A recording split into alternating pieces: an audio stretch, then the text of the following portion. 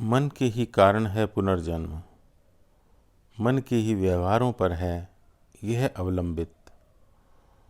तुम विचारते हो, मन में बनते हैं संस्कार, संस्कार ही हैं वृत्ति का बीज।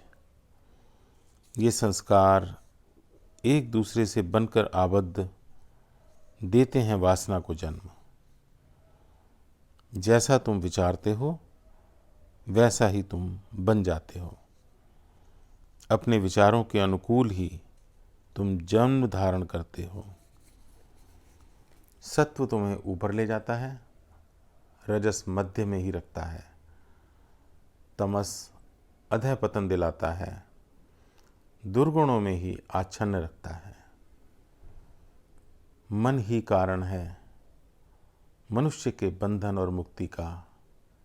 मलिन मन बांधता है, शुद्ध मन मुक्ति प्रदान करता है। जब तुम सत्य का साक्षात्कार करते हो, तुम आत्मा को जानते हो।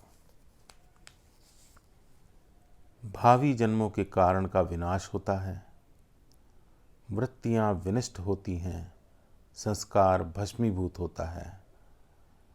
तुम पुनर्जन्म से मुक्त हो, तुम पूर्णता प्राप्त करते हो, तुम परम शांति पाते हो, तुम अमर बन जाते हो।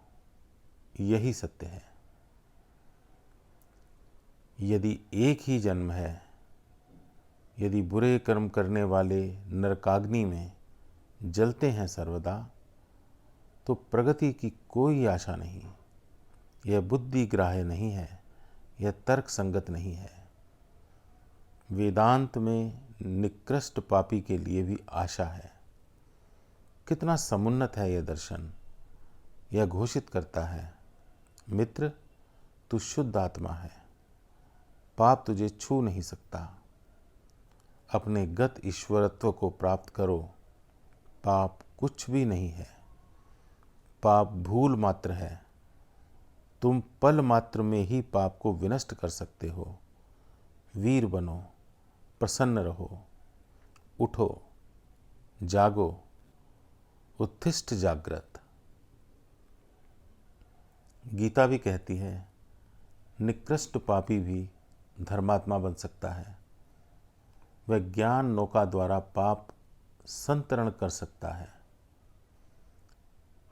इससे क्या समझते हो हे मित्र?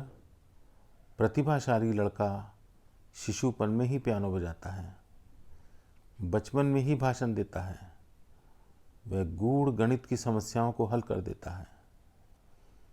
एक लड़का अपने पूर्व जन्म का विवरण देता है, दूसरा पूर्ण योगी के रूप में प्रकट होता है। इससे यह प्रमाणित है कि पुनर्जन्म है। बुद्ध ने बहुत जन्मों में ही अनुभव प्राप्त किया था, अंतिम जन्म में ही वे बुद्ध बने। जिसे संगीत में रुचि है वह कई जन्मों में अनुभव प्राप्त करता है तथा अंततः एक जन्म में पूर्ण कुशल बन जाता है। हर जन्म में वह संगीत के संस्कार का अर्जन करता है।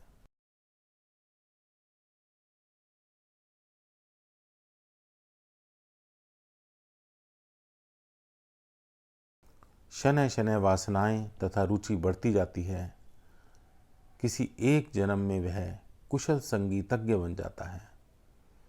यही बात है प्रत्येक कला के विषय में। बच्चा माँ का दूध पीता है, शिशु बत्तख तैरते रहते हैं, पूर्व जन्म के संस्कारों से ही। सारे सद्गुण एक जन्म में ही विकसित नहीं हो सकते। क्रमिक प्रगति द्वारा ही मनुष्य सभी सद्गुणों का अर्जन कर सकता है। साधुजन सभी सद्गुणों में पारंगत होते हैं।